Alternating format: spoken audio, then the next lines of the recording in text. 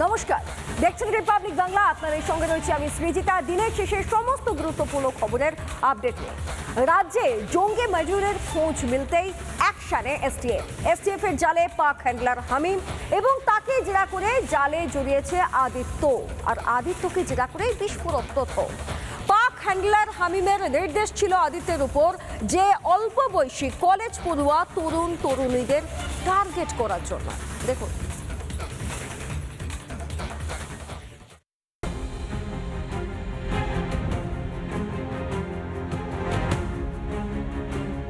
STF এর জালে পড়তেই জঙ্গের সঙ্গে আদিত্যকে একটানা জেরায় বেরিয়ে আসে একের পর এক চাঞ্চল্যকর তথ্য। এসটিএফ সূত্রে খবর, এই নেটওয়ার্কের মাথা ছিল পাক হ্যান্ডলার আবিদ জাট। তার নির্দেশেই কলেজ পড়ুয়া তরুণীদের নিশানা করা হয়। পরিকল্পনা ছিল সুকৌশলে তাদের ফাঁদে ফেলে এই নাশকতার মডিউলে টেনে আনা। এই বিপজ্জনক কাজের জন্য অর্থের কোনো অভাব ছিল না। হাওয়ালা চ্যানেলের মাধ্যমে জৈশ জঙ্গি হামিম ও তার খোঁচর আদিত্যর কাছে পৌঁছত নিয়মিত ফান্ডিং। তরুণীদের কিভাবে লোভনীয় প্রলোভনে দিয়ে ফাঁদে ফেলে রিক্রুট করতে হবে তার জন্য অনলাইনে স্পেশাল ট্রেনিং বা ভিডিও কনফারেন্সে বোঝানো হতো আদিত্যকে। ঠিক কতজন তরুণী এই চক্রের খপ্পরে বা সংস্পর্শে এসেছে তার গভীর তল্লাশিতে নেমেছে এসটিএফ। হামিম, অর্পিতা সরকার এবং আদিত্যকে মুখোমুখি বসিয়ে কি কথোপকথন তাদের মধ্যে হয়েছে সে সমস্ত বিষয়টি জানার চেষ্টা করছেন এই মুহূর্তে তদন্তকারী আধিকারিকেরা। পাশাপাশি পাক হ্যান্ডলার আবির জাট, তার মাধ্যমেও কিন্তু এই আদিত্যর যোগাযোগ ছিল বলে একেবারে গোয়েন্দারা জানতে পেরেছেন। হাওয়ালা নেটওয়ার্কের মাধ্যমে একাধিক সময়ে টাকা এসেছে এবং সেই টাকা জঙ্গি মডিউলের ফান্ড হিসেবে ব্যবহার করা হয়েছে বলে তদন্তকারী আধিকারিকেরা জানতে পেরেছেন। বিগত 34 বছর বাম জমানা, এরপর 15 বছর তৃণমূল সরকারের শাসন। দীর্ঘদিন ধরে স্রেফ ভোট ব্যাংকের স্বার্থে আপোষ করেছিল পূর্বতন সরকার। বদলের বাংলায় সুখের স্বর্গরাজ্য চুরমার। জঙ্গিদের তার বহু দূর অবধি যুক্ত। বহু বছর ধরে তারা এখানে তৈরি করেছে এই ধরনের ঘাঁটি। এই যে সরকার ছিল তারা এদেরকে সেফ হেভেন বানিয়ে দিয়েছে রেপিস্ট টেররিস্টদের। কোনোদিন তারা গায়ে হাত দেয়নি, বুঝিয়ে দিয়েছে আমরা তোমাদের সঙ্গে আজ খালি ভোটটা করিয়ে দাও। বাংলাদেশ থেকে, নেপাল থেকে, চারদিক থেকে ঢুকে এখানে শেল্টার নিত। এরা বিভিন্ন লোককে টার্গেট করছে স্বাভাবিকভাবেই, কিন্তু সরকার আমার মনে হয় এটা করতে দেবে না। জাতীয় নিরাপত্তা সবার আগে। যারা দেশের ক্ষতি করার চেষ্টা করছে তাদের বিরুদ্ধে কঠোরতম ব্যবস্থা নিচ্ছে সরকার। ভারতকে যারা ক্ষতি করার চেষ্টা করবে তাদের হারে হারে শিক্ষা দেবে সরকার। দেশের সুরক্ষায় জিরো টলারেন্স নীতি নিয়ে এগোচ্ছে দেশ। রিপাবলিক বাংলা। হাওড়ার পিলখানায় খুন হয় প্রমোটার শফিক খান, আর এই শফিক খান খুনের তথ্য বের করতে গিয়ে বিস্ফোরক কিছু সত্য সামনে চলে আসছে। যোগ আছে হামিমের। কিভাবে? হামিমকে জেরা করে জানা গিয়েছে ভাট্টি গোষ্ঠীর কথা। এই ভাট্টি গোষ্ঠীকে টাকা দিতে রাজি হয়নি শফিক খান, প্রমোটার শফিক খান। তাই জন্য পাক হ্যান্ডলার হামিমের নির্দেশে হারুন পয়েন্ট ব্ল্যাঙ্ক রেঞ্জ থেকে গুলি চালিয়ে মেরে ফেলে শফিক খানকে। ফেব্রুয়ারি 2026 হাওড়ার পিলখানায় প্রকাশ্য রাস্তায় খুন হন প্রমোটার শফিক খান। পয়েন্ট ব্ল্যাঙ্ক রেঞ্জ থেকে তাকে লক্ষ্য করে গুলি। সেই খুনের তদন্তে এবার সামনে এলো নতুন তথ্য। সূত্রের খবর, ধৃত জঙ্গি হামিম মণ্ডলকে জিজ্ঞাসাবাদ করে তদন্তকারীরা জানতে পেরেছেন এই খুনের নেপথ্যে ছিল ভাট্টি গোষ্ঠীর তোলাবাজি। তাদের টাকা দিতে রাজি না হওয়ায় শফিক খানকে মেরে ফেলা হয়। জঙ্গি হামিম মণ্ডলের নির্দেশেই শুটার হারুন খুব কাছ থেকে শফিক খানকে গুলি চালায়। ভাট্টি গ্যাংয়ের যে যোগসূত্র রয়েছে এই শফিক খুনের কাণ্ডে, এই হারুন এবং রোহিতের সঙ্গে হামিমের যে যোগসূত্র, সেই যোগসূত্র ধরেই কিন্তু একেবারে মূল গ্যাংকে ধরতে চাইছে এসটিএফ। যেটা হারুনের সঙ্গে এবং রোহিতের সঙ্গে যে ভাট্টি গ্যাংয়ের যোগসূত্র ছিল হামিমের, সেই যোগসূত্রতেই এই প্রমোটারকে খুন হতে হয়েছিল ফেব্রুয়ারিতে। ভাট্টি গোষ্ঠীর ইশারাতে চলে যেতে হলো শফিককে। সুবিচার দাবি করছে পরিবার। भाई को तो पैसे के लिए मारा गया है। आगे जो पुलिस वाला लोग है वो अपना दावा अपना करेगा, वो लोग अपना हिसाब से। अब पुलिस से तो मेरा यही अपील है, सरकार से यही अपील है कि इसको थोड़ा अच्छा से जांच किया जाए। শিকড় যতই গভীর হোক, জঙ্গিদের সে বিষবৃক্ষের শিকড় উপড়ে ফেলবে সরকার। জঙ্গিরা যে বিজেপিকে শেষ করতে চাইবে এটা তো খুব ক্লিয়ার, কারণ কি বিজেপির কাছে নেশন ফার্স্ট। তৃণমূলের মতো তো আমরা টেররিস্ট বা অনুপ্রবেশকারীদের সাথে ডিল করে ভোট ব্যাংকের জন্য রাজ্যের মানুষকে তো বিপদে ফেলতে চাইনি কোনোদিন। আমাদের কাছে নেশন ফার্স্ট, মানুষের সুরক্ষা প্রথম। জঙ্গি যোগ এবং সংঘবদ্ধ অপরাধ চক্রের জাল ছিন্ন ভিন্ন করতে তৎপর প্রশাসন। পালিয়ে বাঁচবে না পাকিস্তান মদত পুষ্ট জঙ্গিরা। সাপেদের ফোনা থেতলে দিয়ে আদা জল খেয়ে ময়দানে পুলিশ। বাংলার মাটি থেকে দেশবিরোধীদের মূল উপড়ে ফেলতে চলছে জোরদার তদন্ত। রিপাবলিক বাংলা। মাদ্রাসা শিক্ষা সম্পূর্ণভাবে তুলে দেওয়া উচিত। বিদ্যাসাগর ভবনে সিলেবাস কমিটির বৈঠকে এসে জোরালো দাবি তথাগত রায়ের। তাঁর দাবি শ্যামাপ্রসাদ মুখার্জির মতো ব্যক্তিত্ব এবং অরাজনৈতিক মনীষীদের বিষয় সিলেবাসে অন্তর্ভুক্ত করা উচিত বললেন মেঘালয়ের প্রাক্তন রাজ্যপাল। যে মাদ্রাসা শিক্ষা সম্পূর্ণ তুলে দেওয়া উচিত বলে আমি মনে করি।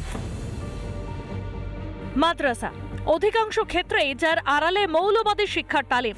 এবার বাংলায় মাদ্রাসা শিক্ষা বন্ধের পক্ষে সওয়াল করলেন তথাগত রায়। যে মাদ্রাসা শিক্ষা সম্পূর্ণ তুলে দেওয়া উচিত বলে আমি মনে করি। সেটা যদি সম্ভব এখন নাও হয়, তাহলে অন্তত মাদ্রাসায় যা পড়ানো হচ্ছে তার উপরে তীক্ষ্ণ দৃষ্টি রাখতে হবে।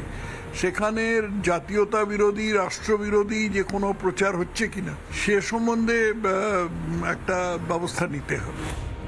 মাদ্রাসা, বিশেষ করে খারিজি মাদ্রাসা নিয়ে বিতর্ক কিন্তু আজকের নয়। বাম জমানাতেও এ নিয়ে প্রশ্ন উঠেছিল। বিগত ১.৫ দশকে সীমান্ত ঘেঁষা জেলাগুলিতে অনিয়ন্ত্রিতভাবে বেড়ে উঠেছে খারিজি মাদ্রাসা, জানিয়ে সম্প্রতি সরব হয়েছিলেন মুখ্যমন্ত্রীও। তো আমরা এমন কোনো জায়গায় দেব না যেখানে ধর্মীয় শিক্ষা দেওয়া হয়, যেখানে ভারত বিরোধী কথা শেখানো হয়। সেখানে যারা পড়াশোনা করেন তাদের পড়াশোনাটা আমাদের মূল স্ট্রিম এডুকেশন, মূল ধারার শিক্ষার মধ্যে পড়ে না। সিলেবাসে কোন কোন বিষয় থাকা উচিত? সিলেবাস কমিটির বৈঠকে কি পরামর্শ দিয়েছেন তথাগত? রিপাবলিক বাংলাকে তাও জানিয়েছেন তিনি। বাংলায় মনীষীদের, অরাজনৈতিক মনীষীদের জীবনী করতে হবে, যাতে ছেলে মেয়েদের চোখে আইকন তৈরি, যথাযথ আইকন তৈরি হয় আর কি। এবং এছাড়া শিক্ষা ব্যবস্থাকে সম্পূর্ণভাবে রাজনীতি মুক্ত করতে হবে। রাজ্য শিক্ষাবিদদের একাংশ মনে করছেন শিক্ষার মূল স্রোত আর ধর্মীয় শিক্ষা দুয়ের ফারাক থাকা উচিত। মাদ্রাসাগুলিকে একই সিলেবাসে পড়ানো দরকার। তার ইতিহাসের সিলেবাস, একজন ভারতীয়, একজন পশ্চিমবঙ্গের নাগরিক, তাদের শিক্ষা একই হওয়া উচিত। আধুনিক করতে হবে, মুক্ত মনা করতে হবে এবং কি শিক্ষা দিচ্ছে দেখতে হবে। আগামী প্রজন্মের মুসলিম সমাজের ছেলেদের বাঁচাতে হবে, তাদেরকে মূল স্রোতে আনতে হবে। এই কাজটা করা হচ্ছে লোক। মাদ্রাসাকে মূল স্রোতে নিয়ে এসে শিক্ষার অঙ্গনে আনতে হবে। সিলেবাস যে পরিবর্তন দরকার, সেখানে অরাজনৈতিক মনীষীদের জীবনী থাকা প্রয়োজন এবং একই সঙ্গে কোনোভাবে রাজনৈতিক ব্যক্তিত্ব বা শ্যামাপ্রসাদের কথা বা পশ্চিমবঙ্গ দিবসের ইতিহাস, সেগুলো ইতিহাস বইয়ের পাঠ্য হওয়া উচিত, এমনটাই তিনি তারা পরামর্শ দিয়েছেন সিলেবাস কমিটিকে। ভিডিও জার্নালিস্ট রবি শর্মার সঙ্গে সুখেন্দু সরকার, রিপাবলিক বাংলা, সল্টলেক। বিগত 15 বছরে পিসি ভাইপোর চাপে পদে পদে বাধা পেয়েছে এই রাজ্যের উন্নয়নের কাজ। এবার সদ্য তৃণমূল ত্যাগী সাংসদ যারা এনসিপিআইতে যুক্ত হয়েছেন তাদের সঙ্গে এবং রাজ্যসভার 3 বিজেপি সাংসদের সঙ্গে 1 ঘন্টার বৈঠক করলেন দিল্লিতে বঙ্গভবনে মুখ্যমন্ত্রী শুভেন্দু অধিকারী। কাজের পাঠ দিলেন এনসিপিআই সাংসদদের। देखते रहिए, ये तो पहले झांकी है, अभी बहुत कुछ बाकी है।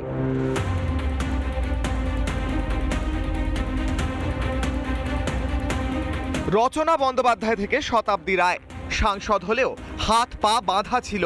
পিসি ভাইপোর একনায়কতন্ত্র, দম বন্ধ পরিবেশ ছিল কালীঘাটপন্থী তৃণমূলে। দলের রিমোট থাকতো মমতা বন্দ্যোপাধ্যায় আর অভিষেক বন্দ্যোপাধ্যায়ের হাতে। ফলে সাংসদ হলেও কি কাজ করতে হয় তা জানতেনই না অধিকাংশ সাংসদ। মঙ্গলবার দিল্লির বঙ্গভবনে মুখ্যমন্ত্রী শুভেন্দু অধিকারীর নেতৃত্বে হলো এক গুরুত্বপূর্ণ বৈঠক। সাধারণের উন্নয়নে কিভাবে ঝাঁপাতে হবে প্রতিটি খুঁটিনাটি বুঝিয়ে দিলেন শুভেন্দু। হসপিটাল, রাস্তা, স্কুল কি আমরা দিতে পারি সেগুলো উনি লিস্ট করে দিয়েছেন, সেগুলো আমরা দেবো। সমস্যা ধরো ব্রিজগুলো করার আছে, বা অন্নপূর্ণা ভান্ডার 5,000 করে আমরা দিয়েছে, হয়নি, সেরকম 5,000 এমপিরা দিতে পারে।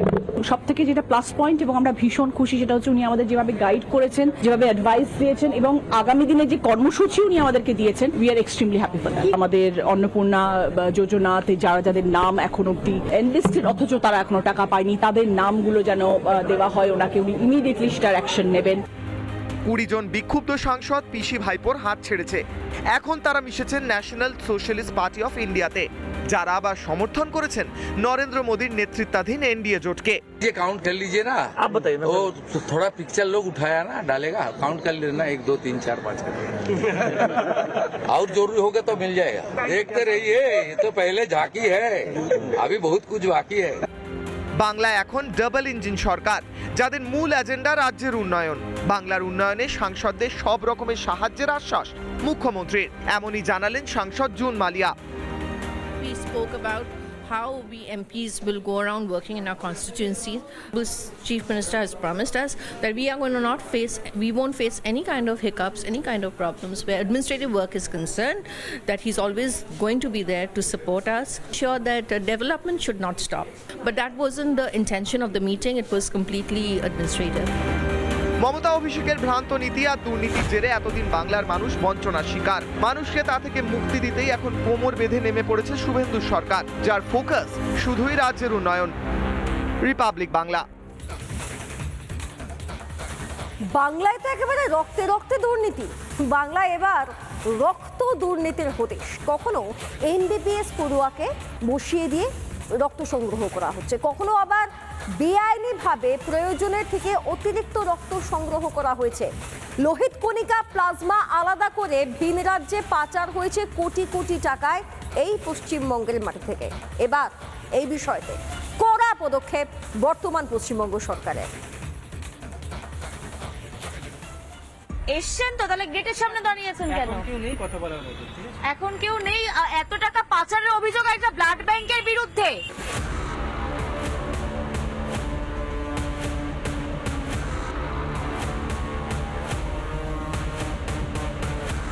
রাজ্যের 12টি বেসরকারি ব্লাড ব্যাংকের কীর্তিকলাপ ও লেনদেন সরকারের নজরে।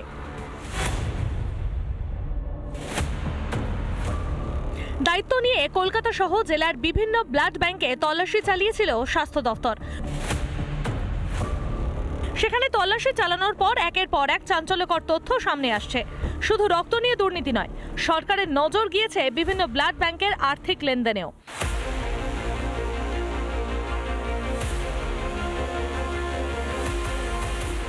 এখনই আমরা পুরো ডেটা আপনাদের দিচ্ছি না, এখন অবধি এটা রাজ্যের সেলের কথা বললাম, আমার কাছে যা ডেটা এসছে না, এটা যতগুলো আমরা ধরছি এখন অবধি 3.5 crore লাস্ট বিজনেস হয়েছে।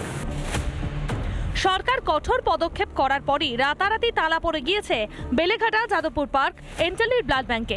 এর মধ্যে বেলেঘাটায় রিপাবলিকের প্রতিনিধি পৌঁছতেই পালাবার চেষ্টা কর্মীদের, বন্ধ করে দিলেন দরজা। আপনারা কি? আপনি দাঁড়িয়ে আছেন গেটের সামনে, আপনি কে? হ্যাঁ, এসছেন তো, তাহলে গেটের সামনে দাঁড়িয়েছেন কেন? এখন কেউ নেই। এত টাকা পাচারের অভিযোগ একটা ব্লাড ব্যাংকের বিরুদ্ধে, আপনি এখন কেউ নাই মানে কথাটা কি? দাদা একটু কথা বলতাম। আপনাদের ব্লাড ব্যাংকের বিরুদ্ধে অভিযোগ উঠছে, আপনি কে দাদা? সোমবার হাজরার একটি বেসরকারি ব্লাড ব্যাংকে হানা দিয়েছিল সরকারি আধিকারিকরা। সেখান থেকে অতিরিক্ত রক্ত নেওয়ার অভিযোগ ছিল। এই যে রক্তদান শিবিরগুলো হয়েছে, সেখান থেকে যে ব্যাপক পরিমাণে রক্ত তারা সংগ্রহ করেছেন, সেই রক্ত কোথায় গিয়েছে, কার কাছে গিয়েছে, এবং এই ব্লাড সেন্টারগুলোতে তার কোনো মজুত করে রাখা হয়েছে। মিলেছিল কয়েকজন তৃণমূল নেতার নামও। বিভিন্ন নাম দেখতে পাচ্ছি, সেখানে তাদের নামে আলাদা করে কুপন থাকছে। তো এই সুজিত বোস, আমি জানি না কোন সুজিত বোস, আমি জানি না তাপস চ্যাটার্জি, অনেক তাপস চ্যাটার্জি আছে, অনেক তাপস আছে, অনেক চ্যাটার্জি আছে, অনেক সুজিত আছে, অনেক বোস আছে, অনেক সোম আছে, অনেক রাউত আছে। কিরকম যেন কাকতালীয় লাগছে ব্যাপারটা। শুধু রক্তদান শিবির থেকে রক্ত নেওয়া নয়, কিছু ব্লাড ব্যাংকের বিরুদ্ধে বেআইনিভাবে প্লাজমা বিক্রির অভিযোগ উঠেছে। সরকারি আইন আরও শক্তিশালী করার দাবি জানিয়েছেন রক্তদান আন্দোলনের অন্যতম মুখ ডি আশিস। স্বেচ্ছায় রক্তদানটা নিয়ে এই যে কালোবাজারি অসাধু ব্যবসায়ী চলছে, এটা কিছুতেই মেনে নেওয়া যায় না।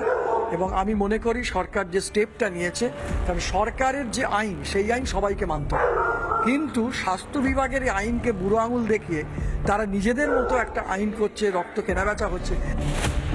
অনেক দুর্নীতির পর এবার তৃণমূলের নামে রক্ত দুর্নীতিও। এর মধ্যেই বেশ কয়েকজনের নাম উঠে আসছে। আরো বড় মাথা এর মধ্যে জড়িয়ে।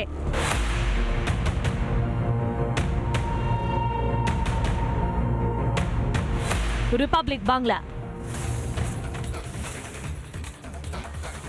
নজর দেওয়া যাক পরবর্তী খবরে। এবার স্কুলে স্কুলে তৈরি হবে রিডিং কর্নার। যে স্কুলে লাইব্রেরি নেই সেখানে দ্রুত লাইব্রেরি তৈরির নির্দেশ রাজ্য সরকারের। লাইব্রেরি এবং রিডিং কর্নারে সব ধরনের বই রাখতে হবে যাতে পড়ুয়ারা পড়তে পারে। কোনো নির্দিষ্ট লেখকের বই পড়ার জন্য চাপ দেওয়া যাবে না।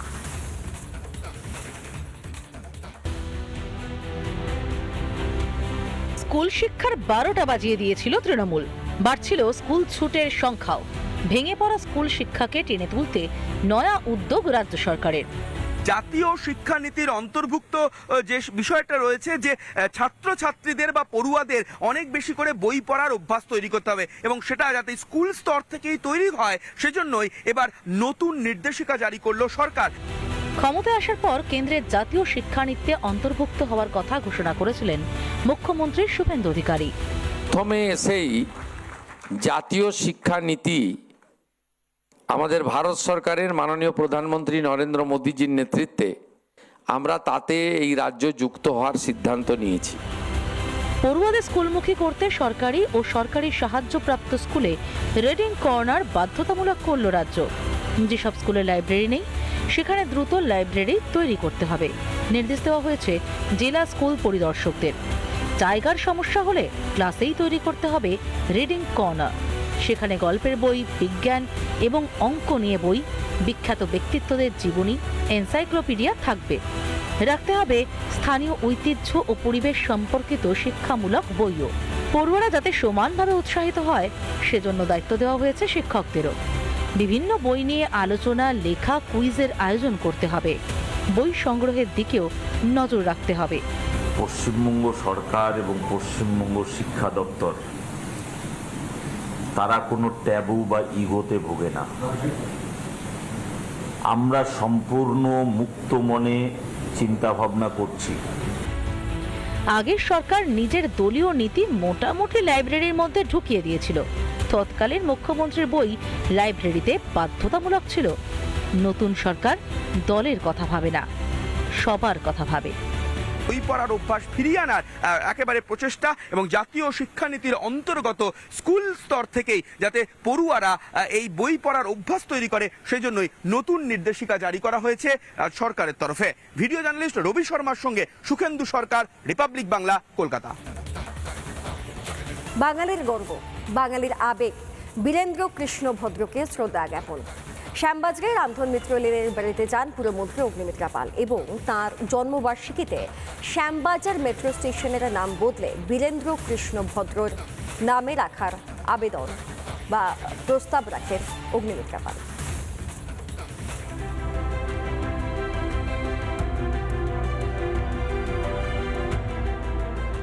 বাঙালি মানে দুর্গাপুজো, উৎসব, আর পুজো মানে বীরেন্দ্র কৃষ্ণ ভদ্রের কণ্ঠে মহালয়া। বাঙালি যে নস্টালজিয়ার টানে বারবার শিকড়ে ফিরে আসে তার মধ্যে একটি নাম বীরেন্দ্র কৃষ্ণ ভদ্র। বাঙালির গর্ব বীরেন্দ্র কৃষ্ণ ভদ্রকে শ্রদ্ধা রাজ্য সরকারের। স্মৃতি ফলকে মালা দিয়ে শ্রদ্ধা জ্ঞাপন করলেন রাজ্যের পুরমন্ত্রী অগ্নিমিত্রা পাল।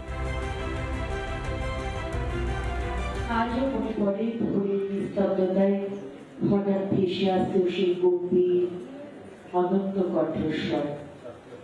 মনে হতো শরৎ এসে গেছে, দুর্গাপুজো দরজায় করা হচ্ছে। কিংবদন্তির জন্মদিনে মুখ্যমন্ত্রীর কাছে 3টি প্রস্তাব দেওয়ার আশ্বাস তার। শ্যামবাজার মেট্রো স্টেশনের নাম বীরেন্দ্র কৃষ্ণের নামে হবে। শ্যামবাজারের রামধন মিত্র লেনের বাড়িকে হেরিটেজ ঘোষণা করতে হবে। পাশাপাশি বীরেন্দ্র কৃষ্ণ ভদ্রের আবক্ষ মূর্তি তৈরির প্রস্তাব দেন তিনি। ছোট পেটি পলিটিক্সের মধ্যে না থেকে আগামী প্রজন্মে আমরা নিয়ে যেতে পারি, ডেভেলপ করতে পারি, সবকিছু শেখাতে পারি। এখানে বীরেন্দ্র কৃষ্ণ ভদ্র শুধু টিএমসির বা শুধু বিজেপির বা ডক্টর শ্যামাপ্রসাদ মুখার্জি তো শুধু বিজেপির নয়, উনি তো সারা পশ্চিমবঙ্গের মানুষের চিন্তাধারা থেকে আমার মনে হয় যারাই রাজনীতিতে আসেন মনটা একটু বড় করা দরকার। বীরেন্দ্র কৃষ্ণের জন্মবার্ষিকীতে রাজ্যের মন্ত্রী প্রস্তাবে আপ্লুত তাঁর বংশধরেরা। স্মৃতিচারণায় উঠে এলো সেই কথা। দাদুর কাছ থেকে আমরা বাংলা শিখেছি, কবিতা শিখেছি, আবৃত্তি করতে শিখেছি, এগুলো ওনার কোলে বসে, মানে এটা যে শিখছি বলে শেখানো। বাঙালি ও বাংলার সংস্কৃতি ধরে রাখতে বার্তা দিয়েছে বিজেপি। বাঙালি যতদিন থাকবে ততদিন যেমন বীরেন্দ্র কৃষ্ণ ভদ্রকে মনে রাখবে, তার পাশাপাশি আগামী প্রজন্ম যাতে মনে রাখে সেই চেষ্টাও সরকারের তরফ থেকে করা হবে।